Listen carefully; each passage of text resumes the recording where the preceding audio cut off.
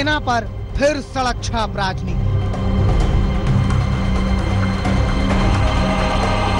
कभी general Dyer, कभी कहा सड़क छाप गुंडा, कभी सर्जिकल स्ट्राइक पर सवाल, कभी पत्थरबाजों से प्यार।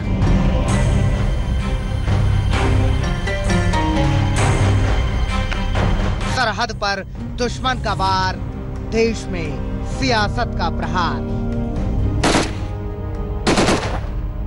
देश के जाबाजों के अपमान पर शर्म करो।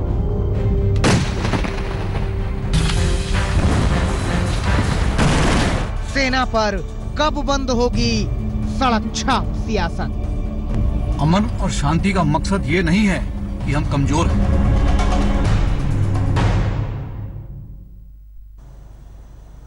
नमस्कार, आपके साथ मैं हूं सईद अंसारी। 4:30 बजे के बुलेटिन की शुरुआत हम सेना को लेकर संदीप दीक्षित कांग्रेस के नेता के विवादित बयान के साथ कर रहे हैं। संदीप दीक्षित ने आर्मी चीफ की तुलना सड़क के होंडे से की थी, जिसको लेकर राजनीति काफी तेज हो चुकी है और संदीप दीक्षित के इस विवादित बयान पर अब काफी हो हल्ला मच रहा है।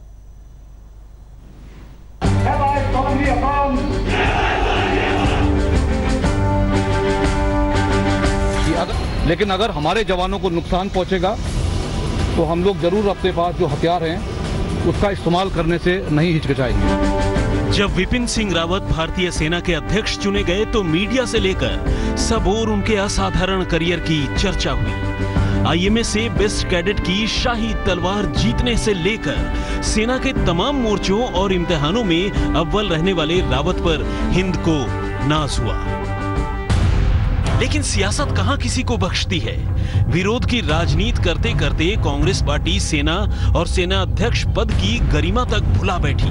जरा सुनिए पार्टी के होनहार नेता का ये बयान। बवाल शुरू हो गया और संदीप दीक्षित को अपने बयान के साइड इफेक्ट्स समझ में आने लगे। उन्होंने छोड़े हुए तीर को फौरन वापस लौटाने की कोशिशें चालू कर दी। पहले तो खैर मुझे स्वतः इस बात को समझना चाहिए था, लेकिन नासमझी में गलती हो जाती है और मेरे ख्याल से एक ऐसी गलती थी जिसके लिए एकदम माफ़ी मांगनी चाहिए। जब मैंने इस बात को आत्मसात किया और समझा कि नहीं एकदम गलत बात मैंने कही है तो अपोलोजाइज भी किया और अनक्वालिफाइड अपोलॉजी है, ये बात गलत है। मगर संदीप दीक्षित के माफीनामे से बात नहीं बनने वाली थी। बीजेपी ने संदीप दीक्षित की भाषा को पाकिस्तानी आतंकियों की भाषा करार दिया। पार्टी ने मांग की कि सोनिया गांधी खुद सामने आकर माफी मांगें और तय करें कि कांग्रेस पार्टी सेना पर बयान देना बंद करेगी।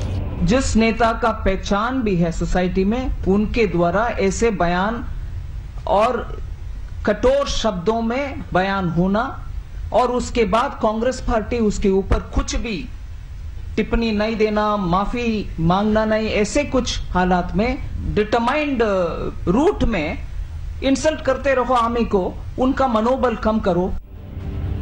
संदीप दीक्षित जो कि अपने बयान को माफीनामे की चादर उड़ाकर खुद को बचाना चाहते हैं, उन्होंने बचाव के साथ साथ आक्रमण भी जारी रखा है। अब बयान बनाम बयान की राजनीति चली जा रही है, जिसमें उन्होंने अपने बयान के सामने अमित शाह के गांधी पर दिए चतुर बनिया वाले बयान का रोड़ा दे मारा है। चतुर शब्द कहीं से दिमाग की उपलब्धियों के बारे में बात नहीं करता है। उसकी जो मूल उसकी सोच है वो चतुर है, वो गलत है। वो चीज़ों का या किसी भी संदर्भ का अपने स्वार्थ के लिए इस्तेमाल करने वालों के लिए ये बात कही जाती है। और महात्मा गांधी के लिए चतुर शब्द का इस्तेमाल करने से घटिया तो शायद कोई शब्द नहीं है। लेकिन संदीप दीक्षित के लिए नुकसान की भरपाई मुश्किल हो रही है। सेना के पूर्व अधिकारियों ने उनकी टिप्पणी पर गहरा रोष जताया है। यहाँ तक कि कांग्रेस पार्टी ने भी उनके बयान से पल्ला झाड़ लिया है।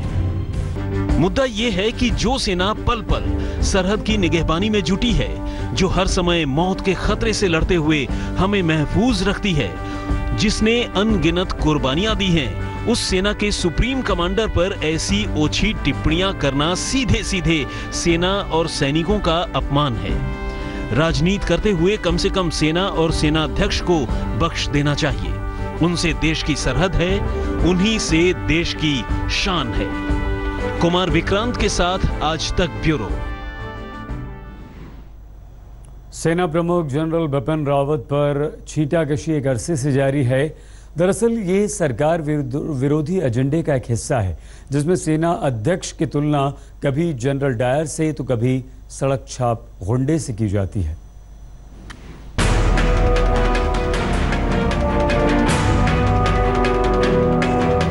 पत्थरबाजों से लोहा ले रही भारतीय सेना की यह स्ट्रेटजी कुछ लोगों को रास नहीं आई। इनमें से ज्यादातर वो लोग थे जो हमेशा से कश्मीर में सेना को लेकर सवाल उठाते रहे हैं। यह एक तरफा मानवाधिकार का रोना रोते रहे हैं। बंगाल के इतिहासकार पार्था चटर्जी ने बेसिर पैर के ईंट और रोड़े को जोड़ते हुए जनरल बिपिन सिंह रावत की तुलना जनरल डायर से कर दी।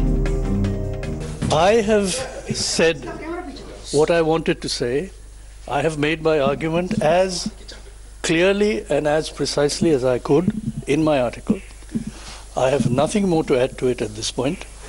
If I do, I will write again in print. सेना के इस कदम पर ट्विटर युद्ध भी छिड़ चुका है, जब परेश रावल ने ट्वीट कर पत्थरबाजों के बदले अरुंधति राय जैसों को जीप से बांधने की सलाह दे डाली थी। इतिहासकार पार्था चटर्जी के बयान पर हंगामा हुआ, लेकिन वो अड़े रहे। पार्था से पहले भी ऐसे बयानवीर कई आए। पश्चिम बंगाल सीपीएम के नेता मोहम्मद सलीम ने न सिर्फ सेना अध्यक्ष की समझदारी पर सवाल उठाए, बल्कि उन्होंने रावत को सेना के मूल्यों को गिराने वाला इंसान तक कह दिया। सेना और सेना अध्यक्ष पर हमले की वामपंथी परंपरा चलती आ रही है। केरल सीपीएम नेता कोडियारी बालाकृष्णन ने तो सेना को बलात्कारी तक कह दिया था। ममता बनर्जी उनसे भी 2 कदम आगे रही। उन्होंने पिछले साल के आखिर में पश्चिम बंगाल में हुए सैन्य अभ्यास को तख्ता पलट की कोशिश कह दिया था। उन्होंने ट्वीट कर यह भी पूछा था कि क्या सेना तख्ता पलट की कोशिश कर रही है। ममता ने ट्वीट करके यह भी बताया था कि जब तक सेना नहीं हटाई जाएगी तब तक वो सचिवालय के बाहर नहीं जाएंगी।